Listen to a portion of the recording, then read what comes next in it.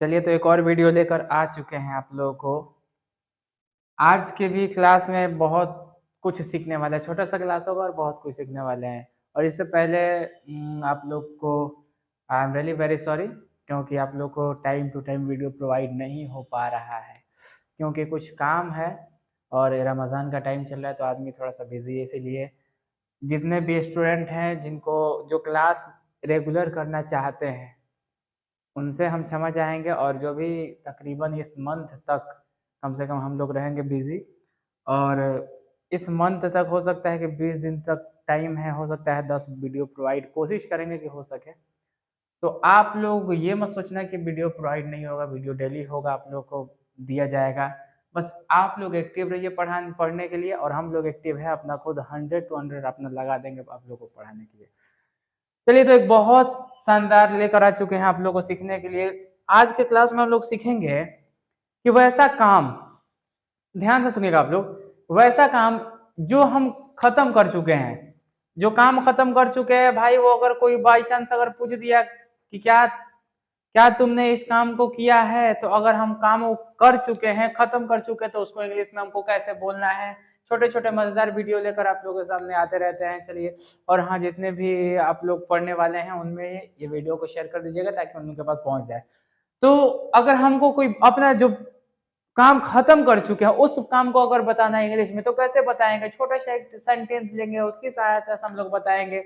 हाँ जी, तो आइए चलिए ना, देखिए वो सेंटेंस कौन सा है। दिमाग आप लोग एकदम स्थिर करके बैठिए, ज्यादा लंबा नहीं, थोड़ा सा एकदम होगा। चलिए वो क्या है जी, अब कैसे बोलेंगे, बोलने का हम बता रहे हैं ना आप लोगों को। चलिए बोलना कैसे है, सिर्फ एक सेंटेंस लगाइएगा, जैसे हम आप लोगों को पिछले वीडियो में बताए थे कि जैसे मेरा मेरा इंग्लिश क्या होता है भाई, मैं खुद हूं ना, खुद का इंग्लिश क्या होता है, आई होता है। ठीक, अब चलिए हमको बताना है ना जो काम हम खत्म कर चुके हैं उसको काम को बताना है, तो कैसे बताएंगे हम लोग, कुछ नहीं करना है भाई, एक नंबर पे आए, क्योंकि हम अपना बता रहे हैं, साफ बात है, क्लियर। ठीक है, अब आए के साथ क्या लगाना है, एक चीज लगाइएगा। क्या दिखाई दे रहा है, हाँ आई हैव, क्या आई हैव। अब देखो क्या करना है, दिमाग मत चलाना, वो का थर्ड फॉर्म कुछ नहीं करना है, यही सेंटेंस, यही तो नियम है। नियम क्या है आप लोग देखिए, वैसा काम जो खत्म कर चुके हैं भाई, अब हमको बोलना है किसी व्यक्ति को, कोई पूछ दिया कि क्या कर रहे हो, तो आप कोई पूछ दिया कि क्या कर रहे हो, वो तो बता दोगे आप लोग।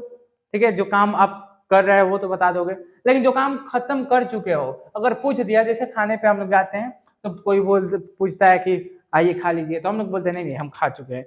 अच्छा, हिंदी में तो बोल लेते हैं, लेकिन आज से आप लोग को हिंदी में नहीं बोलना है भाई। आज से हम एक इंग्लिश के सेंटेंस सिखा रहे हैं ना, इंग्लिश जाकर कहीं पर भी बोल देना आप लोग। अगर सामने वाला बोल रहा है कि आओ आइए खा लीजिए, आप खा चुके हैं, तो आज से इंग्लिश में बोलिएगा। कैसे बोलिएगा, देखो ना यहाँ पे बोर्ड पे आप लोग क्या करना है, एक नंबर पे क्या बोलना है, आई, और आई के साथ हैव लगाना है। ये आप लोग ग्रामर में सीखिएगा।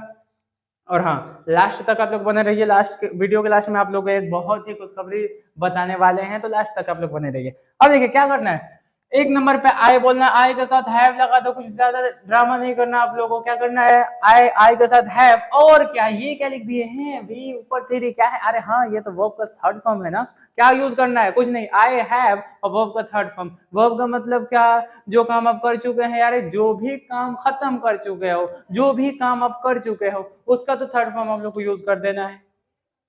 जैसे जैसे सपोज हम पढ़ चुके हैं, पढ़ाई करने का काम हम खत्म कर चुके हैं भाई, अगर किसी व्यक्ति को बताना है कैसे बताएंगे, बता दो। पढ़ने का क्या होता है इंग्लिश, जल्दी से आप लोग बताओ, पढ़ने का इंग्लिश क्या होता है, पढ़ने का तो रीड होता है ना, रीड का थर्ड फॉर्म क्या होता है, रीड। लिखाता वैसे ही है, जैसे मान लो मैंने पढ़ने का होता है रीड।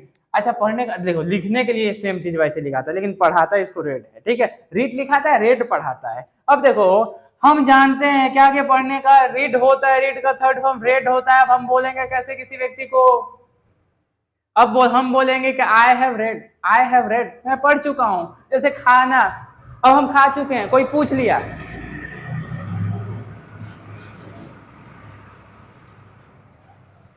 जैसे जैसे खाना, अभी हम आप लोगों को बताए थे कि कहीं चले गए किसी अपने दोस्त के घर, और दोस्त खाने बैठा हुआ है और वो पूछ रहा है कि भाई आओ खा लो, और आप खा चुके हैं, खाने का मन नहीं कर रहा है। अगर उस वे दोस्त ने पूछ दिया तो उसको क्या जवाब दोगे आप लोग। आज से ये नहीं बोलना है यार आप लोगों को, आज ये भूल जाओ हिंदी की, नहीं हम खा चुके हैं, आज ये नहीं बोलना है। आज से बताओ, आप लोग खाने की नहीं बात हो रही ना, वहां पे तो मेन वर्ब क्या है, वर्ब तो हमारा खाना है ना। अब बताओ वर्ब जब हमारा खाना है तो खाना का क्या होता है, खाने का क्या होता है हमारा, ये तो पहले बताओ लोग।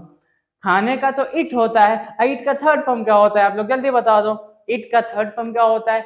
अरे भाई देखो ना, ई ए टी, इट का थर्ड फॉर्म ई एन लगा दो, क्या हो गया, इट एन। अब वो सामने वाले व्यक्ति को क्या क्या बोलना है, I have eaten, I have eaten, मैं खा चुका हूं। आई बात समझ में, कितना सिंपल है यार। जैसे तुम पढ़ चुके हो, जैसे तुम खेल चुके हो, खेलने का क्या होता है आप लोग बताओ, खेलने का तो प्ले होता है, नहीं खेलने का प्ले होता है, प्ले का थर्ड फॉर्म लगाओ ना, थर्ड फॉर्म क्या होता है, प्लेड। अब बोलेंगे किसी व्यक्ति को कैसे, आई हैव प्लेड, मैं खेल चुका हूं। चलिए यहां तक तो क्लियर समझ में आ गई। अब चलिए ये मेरी बात थी, हम अपना बोलिए। सपोज अगर किसी व्यक्ति को बोलना है जिसका हमको नाम नहीं पता है, उसका क्या नाम है हमको नहीं पता है भाई। अब पहले हम बता चुके हैं कि कोई सामने व्यक्ति है और उसका हमको नाम नहीं पता है, उसके लिए यूज कर सकते हैं इंग्लिश में क्या, अगर लड़का है तो उसके साथ लगा सकते हैं ही, और लड़की है तो उसके साथ लगा सकते हैं सी। सिंपल सी बात है। अगर सामने वाले को बताना है, क्या बताएंगे यार, सिंपल से याद रखो ना, ही और सी, इस दोनों के साथ लगाना है क्या, हैज। और नियम तो वही है, आप लोग का तो नियम तो वही है, काम खत्म कर चुके हो, वर्ब का थर्ड फॉर्म। आई बात समझ में। सामने वाले को बताना है कुछ नहीं, सामने वाले को बताना है क्या काम करना है, बस आप लोग ही या सी, जो भी सामने वाला, या तो लड़का होगा तो ही, लड़की होगी तो सी, और उसके साथ हैज लगा देना, उसका साथ वर्ब का थर्ड फॉर्म, जो काम किया हुआ है उसका तीसरा फॉर्म लगा देना है। जैसे अभी हम आप लोगों को पता है लिखने का काम खत्म हो चुका है, आप लोग कर चुके हो। अब बताओ लिखना का क्या होता है, राइट होता है। अच्छा राइट का थर्ड फॉर्म क्या होगा, रिटन होगा ना। अब कैसे बोलोगे, अब सामने वाला किया है, हमने किए हैं, सामने वाला किया है, कैसे बोलोगे आप लोग बताओ, क्या बोलोगे, he has written, वो लिख चुका है, ठीक है, he has eaten, he has played, he has read, he has broken, ठीक है। ऐसे बोल सकते हैं, वो तोड़ चुका है, वो पढ़ चुका है, वो लिख चुका है, वो खेल चुका है, ठीक। he has sung, वो गा चुका है। आई बात समझ में, कितना सिंपल था, आराम से ये ट्रिक था, कितना साधारण। चलिए, और हाँ स्पोकन ना कर रहे हो आप लोग, हाँ ये याद रखना, क्रिएटिव माइंड को चलाते रहना आप लोग। चलो ऐसे सिंपल नहीं बोलना है, सिंपल तो हम लोग को बोलना नहीं, कुछ अजीब मतलब कुछ एक्स्ट्रा वर्ड यूज करते रहो उसमें, तब आएगा मजा। अब जैसे हम बोल रहे हैं कि हम आई हैव इटन, मैं खा चुका हूँ, नहीं बोलना आई हैव इटन, थोड़ा सा एक एक्स्ट्रा वर्ड यूज करो। क्या वो वर्ड क्या होगा, आई हैव ऑलरेडी इटन। क्या बोलना है, आई हैव ऑलरेडी इटन। आई बस समझ में, बस यही तो हम लोग को सीखना था। होप आप लोगों को समझ में आया होगा।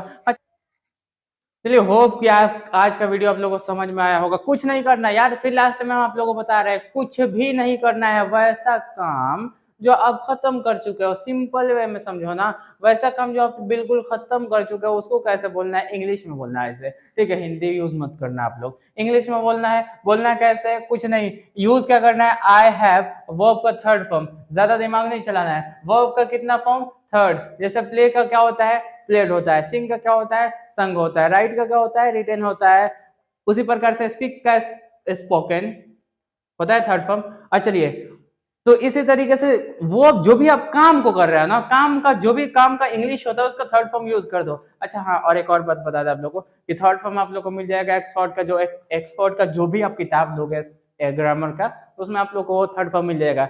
लेकिन अगर आप लोग का डिमांड होगा तो हम आप लोगों के लिए जो वर्ब का फॉर्म होता है, कम से कम तकरीबन कोशिश करेंगे कि 50 आप लोगों के लिए ये प्रोवाइड करा सकते हैं, अगर आप लोग का डिमांड होगा तो चलिए यहाँ तक ये समझ में आ गई। हाँ, खुशखबरी क्या है, या अब आप लोग का 11th और 12th का बैच स्टार्ट होने वाला है विद ग्रामर। ग्रामर बहुत इंपॉर्टेंट है, ग्रामर जो भी ग्रामर होगा वो सब टच होगा, क्वेश्चन टैग से लेके टेंस, नरेशन, वॉइस, हेल्पिंग, जितना भी आप लोग का ग्रामर है, प्लस बुक्स का जो भी आप लोग का क्वेश्चन आंसर जितना भी है, बुक्स को 1 by 1 करके आप लोग को प्रोवाइड कराया जाएगा, पढ़ाया जाएगा। तो ये बहुत बड़ी खुशखबरी 11th 12th वालों के लिए।